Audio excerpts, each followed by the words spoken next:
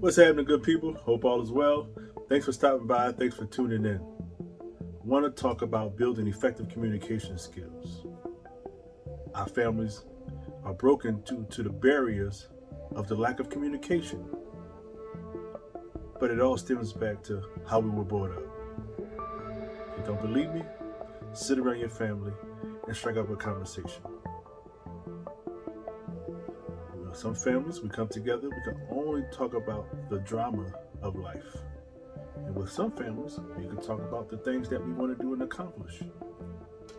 But there are barriers of communication that's broken due to the traumatic experience we have with our family members. If you don't believe me, go around someone that made you upset or part of your family. Just their voice triggers your emotions.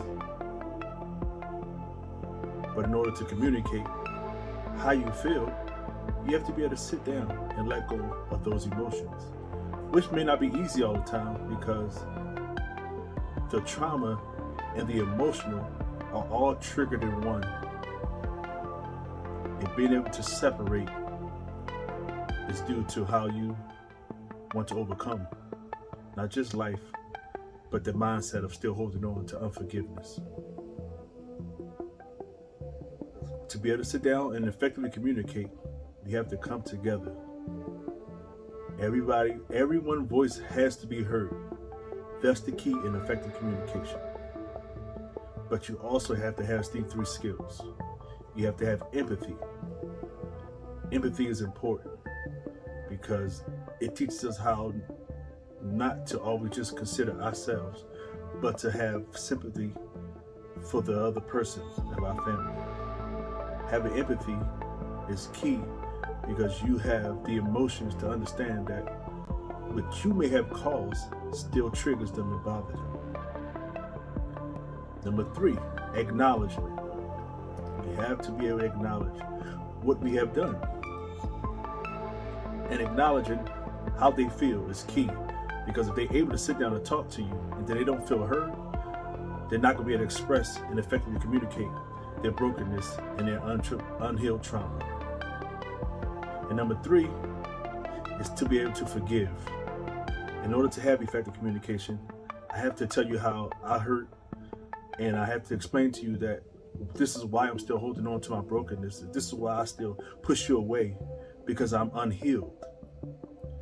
And I have to be able to accept the things that I've done and be able to ask for your forgiveness. Because if I can't effectively communicate to you, then who can I trust? Effective communication also is a trust factor. How can I trust you to be able to talk to you? How can I trust that you're not still going to do the same thing that you apologize for and keep hurting me? If you want to build up communication, start by having little topics to talk about. We come together, watch a TV show. If you don't watch TV, talk about a current event in the news. If you don't watch the news, talk about something within your family. Tell them how much you love them. Tell them about your day. My day was this. And when I got home, it felt a little better to be with you guys. Or I thought about a time when I was younger and we experienced to be able to go to a pool and we played together. Just bring up the little conversations, those memories. It jogs back memories. Is also going to be able to open up and release some of that unforgiveness, because they got to be able to receive something to be able to open up to you. Your greatness over adversity and trauma, destroying the cycle start with you.